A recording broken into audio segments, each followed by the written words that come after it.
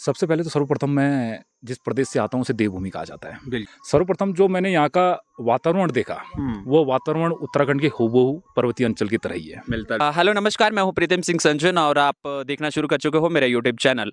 तो आज मैं अपने घर पे ही एक थोड़ा घूमने के लिए आया था। यहाँ पे मेरे को मिले उत्तराखंड से भाजपा के युवा मोर्चा के वाइस प्रेसिडेंट शुभम सर। तो इनसे बातचीत करेंगे और आज इन्होंने पूरे दोला का दौरा किया और मेरे ख्याल से पूरी बनी कॉन्स्टिट्यूंसी का दौरा कर रहे हैं अभी इस बार की असेंबली इलेक्शन को लेके। तो किस तरीके का फीडबैक इनको मिला ग्राउंड से वो जानने की कोशिश करेंगे और दूसरा किस तरीके का ये हमारा गाँव इनको लगा उसके बारे में भी थोड़ी बातचीत कर लेंगे। सबसे पहले तो बहुत बहुत शुक्रिया सर बातचीत करने के लिए। धन्यवाद। सर मैं जानना चाहूँगा कि आपको यहाँ पे कैसा लगा? सबसे पहले तो ये पूछना चाहता हूँ मैं। मैं सबसे पहले तो आपके चैनल का धन्यवाद ज्ञापित करूँगा कि आज आपके माध्यम से मैं वनी की जनता से रूबरू हो रहा हूँ।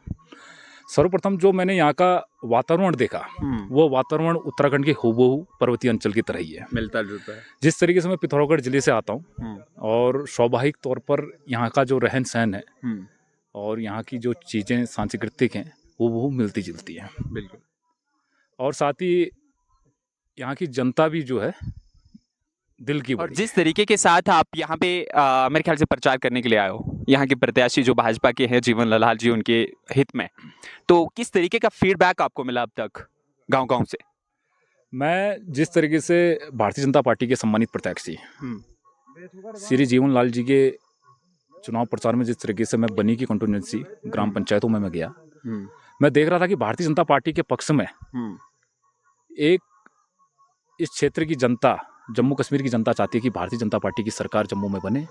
और बनी से जिस तरीके से जीवन लाल जी का जो अपना स्वभाव है, पब्लिक को ट्रेड करने का जो अपना तरीका है, जनता के बीच में अपना संवाद है और लोगों से जो जनमिलन है और क्षेत्र में जो भारतीय जनता पार्टी के पक्ष में मतदान है, उस तरीके से मुझे लग रहा है कि जीवन लाल जी इस क्षेत्र से भारी बहुमत से भारतीय जनता पार्टी के पक्ष में इस क्षेत्र के सम्मानित विधायक बनेंगे। अच्छा, अगर भाजपा की सरकार आती है हमारे जम्मू एंड कश्मीर में, तो क्या क्या ऐसे फायदे हैं जो हमें मिल सकते हैं? यहाँ के जो लोग हैं उनको कितना बेनिफिट हो सकता है दूसरी सरकारों के मुकाबले में? मैं जिस तरीके से देखता हूँ कि जम्मू कश्मीर टूरिज्म में बहुत आगे बढ़ सकता है।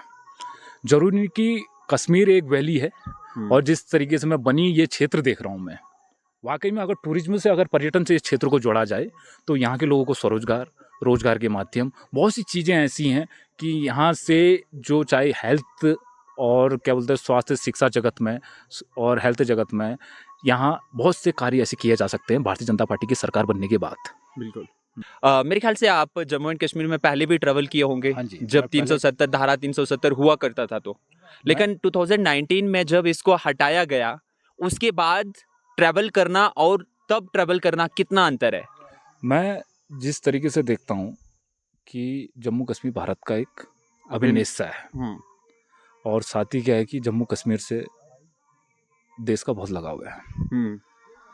370 से पहले जब मैं जम्मू कश्मीर में आया था तो उस समय ऐसा लगता था कि मैं दो झंडे, दो देश की बातें, दो संविधान की बातें हैं। और जिस तरीके से देखता था मैं लोगों के बीच में जब मैं जाता था तो एक मन में डर रहता था कि उस क्षेत्र में जाने में, प्लस चीज़ें ऐसी रहती थी कि लोग वहाँ के कश्मीर में प्लस चीज़ें कि अलग ही देश की बात करते हैं। लेकिन भारतीय जनता पार्टी 2014 में इस देश के यशस्वी प्रधानमंत्री आदरणीय नरेंद्र मोदी जी के नेतृत्व में जो सरकार बनी, उस पूर्ण बहुमत सरकार से जो आने वाले समय में 370 आर्टिकल जो उसके बाद में जो उसकी कार्रवाई हुई और उसके बाद जब 370 हटने के बाद हम आए तो ऐसा लगा ही नहीं कि मैं कहीं बाहर हूँ। ऐसा लगा कि मैं अपने शहर में घूम रहा हूँ, अपने गांव में घूम रहा हूँ, अपने प्रदेश में घूम रहा हूँ, अपने ज़िले में घूम रहा हूँ। बिल्कुल। और जो लोगों का यहाँ रहन सहन है, मिलन जुलन है, तो उससे हुबहू ऐसा लगता है कि मुझे अपने उत्तराखंड की पानी और वहाँ की पहाड़ याद आ जाते हैं। बिल्कुल। और मैं जिस तरीके से कहना चाहूँगा, आने वाला समय जो जम्मू कश्मीर का है वो एक देखने लायक है और जम्मू कश्मीर प्रदेश अपनी और दिशा और दशा बदलने वाला है। बिल्कुल। और आखिर में सर मैं जानना चाहता हूँ, आप उत्तराखंड से और कुछ ऐसी प्लेसेस के बारे में जानना चाहता हूँ, जहाँ पे हम जा सकते हैं, विजिट कर सकते हैं, घूम सकते हैं, और क्योंकि एक देवभूमि के नाम से भी जानी जाती है, जी तो हम वहाँ पे जाके दर्शन कर सकते हैं। कुछ ऐसी चीज़ों के बारे में अगर बताना चाहो तो आखिर में। जी।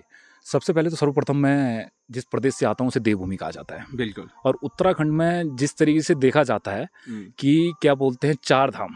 बिल्कुल। चार धाम केदारनाथ, बद्रीनाथ, गंगोत्री, यमुनोत्री। पिथौरागढ़ डिस्ट्रिक्ट में पांचवा धाम आदि कैलाश। एक पर्यटन की दृष्टि के हिसाब से चाहे आप आदि कैलाश देखेंगे, नैनीताल देखेंगे, जागेश्वर देखेंगे, गढ़वाल, इससे में हरिद्वार देखेंगे, आप ऊपर केदारनाथ की तरफ चले गए, बद्रीनाथ के चले गए, यमुनोत्री चले गए, और लगता हुआ एरिया आपका जो हमारी सीमा तिब्बत और नेपाल से लगती है। बिल्कुल। और बड़ा अंचल दो देश की सीमाओं से वहाँ पर लगता है। पर्यटन की दृष्टि से उत्तराखंड एक अपने आप में बहुत बड़ा पर्यटन का केंद्र है। बिल्कुल। सो बहुत बहुत शुक्रिया बातचीत करने के लिए, काफ़ी ज़्यादा जानकारी हमें मिली। So thank you so much. धन्यवाद, और इसी तरह से आपका साथ बना रहेगा। धन्यवाद। तो ये थी हमारी आज की वीडियो। हमारे साथ थे युवा मोर्चा भाजपा के उत्तराखंड के वाइस प्रेसिडेंट शोभम सर। सो अगर आपको ये वीडियो पसंद आई हो तो वीडियो को लाइक करना, शेयर करना, कमेंट करके अपनी राय ज़रूर बताना। सो thank you so much for watching this video.